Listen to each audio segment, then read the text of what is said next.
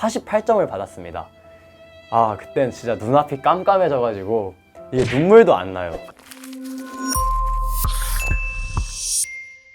안녕하세요. 연세대학교 영어영문학과에 논술 전형으로 합격하여 재학 중인 2, 3학번 이승현입니다. 안녕하세요. 저는 경희대학교 의예과 정시 일반 전형으로 합격한 2, 4학번 정수혁입니다. 다들 6월 모의고사는 잘 치르셨나요? 저희도 재수를 하면서 정말 많은 모의고사를 풀어봤던 것 같은데 매 모의고사를 풀 때마다 긴장되었던 것 같아요.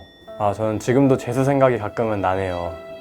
승현씨, 저희가 오늘 스튜디오 러셀에 나온 이유가 있죠? 네, 바로 재수생들이 여러분에게 알려드리는 모의고사 꿀팁들을 전달해 드리려고 여기에 나왔는데요. 그럼 함께 가보실까요? 저는 고등학교 때 기계공학부를 지망하여 공대 생기부를 채우게 되었습니다. 그래서 2학번으로 고려대학교 기계공학부에 입학하게 되었는데 막상 학교에 들어가 보니 적성이 생각보다 맞지 않게 되어 고민을 하게 되었습니다. 그러던 도중 의학계열에 관심이 생기게 되어서 2, 3학번으로 경희대학교 치의학과에 입학하게 되었습니다. 그렇게 대학 생활도 하고 과외도 하고 즐겁게 생활하던 도중에 갑자기 다시 한번 수능을 보면 어떨까라는 생각이 들어서 짧게 공부를 해보았고, 그래서 결국 무유학 반수로 2, 4학번으로 경희대학교 의예과의 정시 일반 전형으로 합격하게 되었습니다. 어쩌다 보니 공대, 치대, 의대를 다 다녀보게 되었네요. 와, 힘들겠어요. 네, 저는 원래는 22학번이죠. 03년생인데 공군사관학교에 74기로 가입교했었습니다. 그런데 거기서 조금 생활을 해보니 여기서 20년을 사는 건 저와는 맞지 않는 것 같아서 일주일 만에 도망쳤습니다. 그래서 울며 겨자 먹기 식으로 좀 다시 재수를 하게 됐는데, 그때 너무나도 다행히 지금 제 옆에 있는 정수혁 친구를 만나게 되어서 힘든 시간 동안 함께 공부하고 좋은 결과를 얻을 수 있었던 것 같습니다.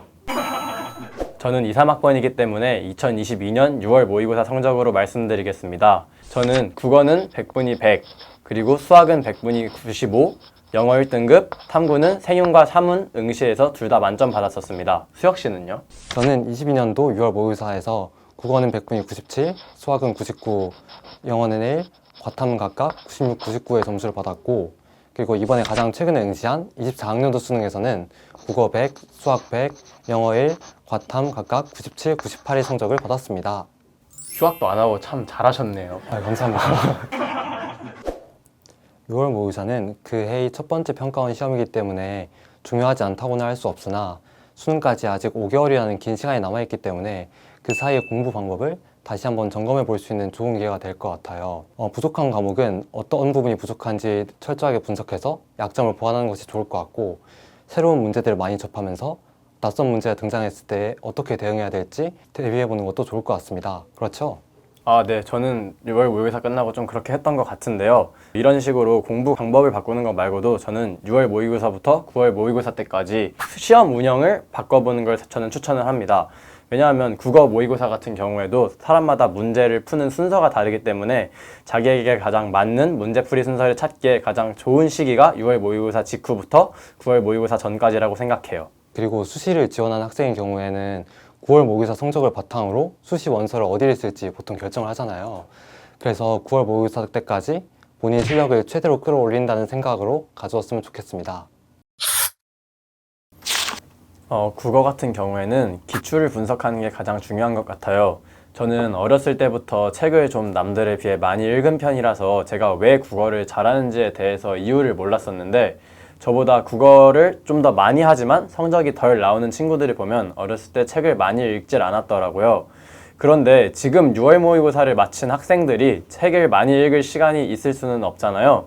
그래서 제가 그나마 추천해 줄 수 있는 방법은 가장 잘 짜여져 있는 비문학 기출문제를 꼼꼼하게 분석함으로써 짧은 시간 안에 많은 양의 독서를 한 것과 같은 효과를 낼 수 있게 하는 것입니다. 수혁 씨는 어떻게 국어 공부했나요?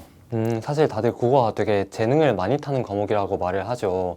그렇지만 저는 재능이 조금 없더라도 노력을 통해서 올릴 수 있다고 생각합니다. 우선 모의고사 직전에는 그동안 평가원 기출들을 분석해보는 게 굉장히 중요한 것 같은데요. 평가원이 문제를 어떤 식으로 내는지, 또 글을 어떤 식으로 전개해 나가는지, 이런 것들을 혼자서 분석해보면서 많은 점들을 느낄 수 있을 것 같습니다. 그리고 저는 본인에게 맞는 시험지 운영법을 찾는 것도 굉장히 중요하다고 생각을 해요.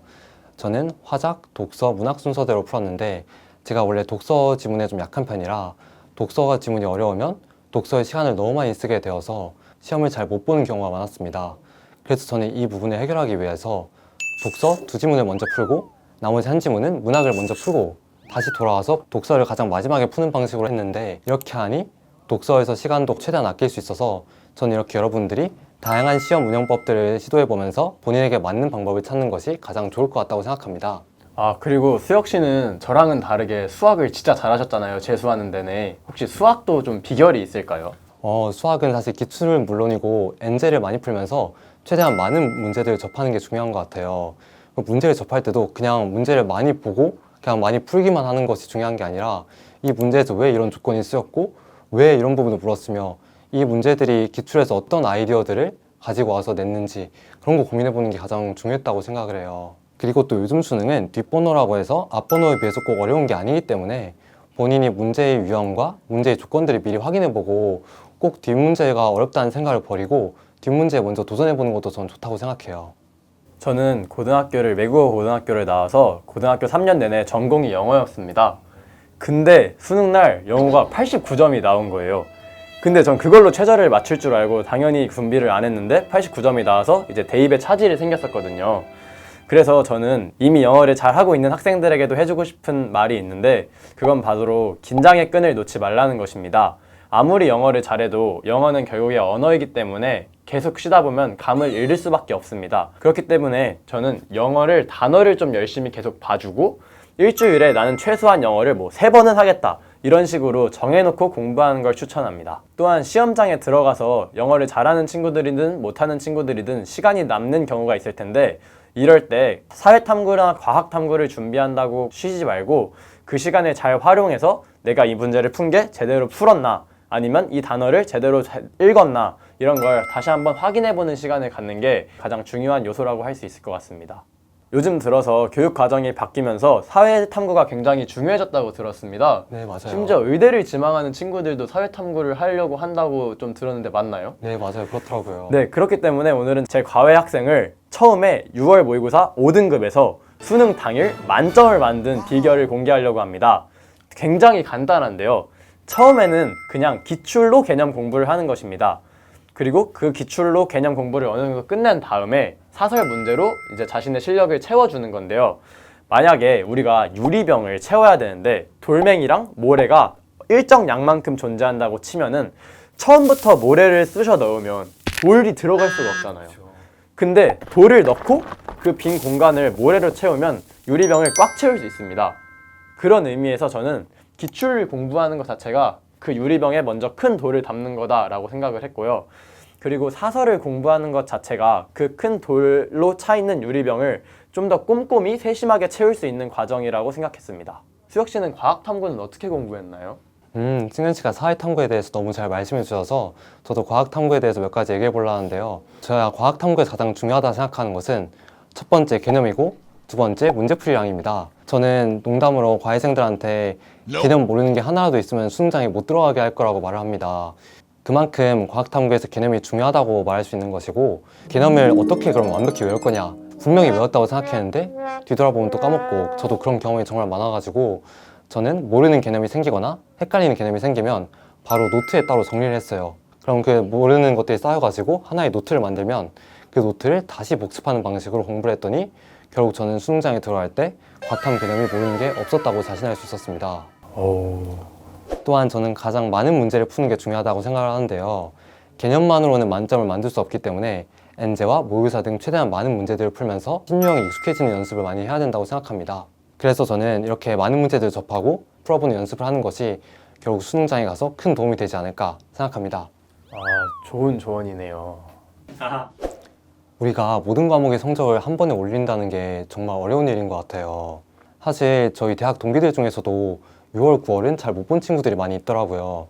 그렇기 때문에 저는 6월, 9월 모의고사에 너무 많은 의미 부여를 하면서 힘들어하진 않았으면 좋겠습니다. 승현 학생도 아마 아실 것 같은데 제가 재수할 때 앞에 책상에 포스트잇으로 의대를 가자는 이렇게 의지를 다진 포스트잇을 붙이고 공부했었습니다. 이렇게 힘들 때마다 본인의 목표를 한번 다시 떠올려보면서 내가 무엇을 위해서 공부하고 있는지, 내가 왜 이렇게 힘들게 공부하고 있는지 생각해보면 번아웃이 왔을 때 다시 동기부여가 될 수 있는 요소가 될 것 같습니다. 확실히 수혁 학생 말대로 목표를 설정하는 게 공부하는 데 가장 큰 힘이 되는 것 같아요. 제가 말해볼 거는 사실 모의고사는 아니거든요. 근데 제가 고등학교 2학년 때 내신에서 수학을 진짜 열심히 한 적이 있었어요. 맨날 5등급이었어서 그렇게 기대를 하고 시험장에 갔는데 48점을 받았습니다. 아, 그땐 진짜 눈앞이 깜깜해져가지고 이게 눈물도 안 나요. 그래서 이제 그냥 시험 끝나고 그날 밤에 엄마한테 전화를 했습니다. 엄마, 나 이제 옆 학교로 전학 갈게 이랬는데 엄마가 그래도 너는 포기는 하면 안 된다. 지금 고등학교 2학년인데 뭘 포기하냐 라는 말을 해줘서 그때 멘탈을 잡고 남은 시험을 잘 마무리했습니다. 그때 그렇게 포기하지 않고 끝까지 공부를 하고 시험에 임했던 게 공군사관학교 입시 그리고 재수 생활에도 큰 도움이 되었다고 생각합니다. 그때 제게 힘이 되어준 어머님께 개인적으로 감사하다는 말씀을 꼭 전하고 싶습니다. 감사합니다, 어머니. 누구나 수능날 계획대로 되지 않을 수 있으며 계획대로 되는 경우가 정말 드물다는 것을 알아주셨으면 좋겠어요. 저도 제가 수능을 3번이나 봤는데 그중에 한 번도 제 계획대로 시험이 운영된 적이 한 번도 없었던 것 같아요. 그만큼 누구한테나 수능은 변수도 많고 어려운 시험이기 때문에 자연스럽게 받아들이고 다시 이성적으로 멘탈을 붙잡고 시험을 보셨으면 좋겠습니다. 좀 너무 뻔하디 뻔한 말일 수 있지만 모의고사는 말 그대로 모의고사입니다. 그렇기 때문에 모의고사의 결과에 집중하기보다 내가 이 시험을 치면서 어떤 과정에서 무엇을 배웠는지를 잘 복기할 수 있는 시간을 가질 수 있었으면 좋겠습니다. 수험생 여러분, 저희의 꿀팁이 조금은 도움이 되셨으면 좋겠습니다. 남은 기간 잘 준비하셔서 좋은 결과 있기를 바라겠습니다. 스튜디오 러셀 구독과 좋아요, 알림 설정까지. 안녕, 다음에 또 만나요.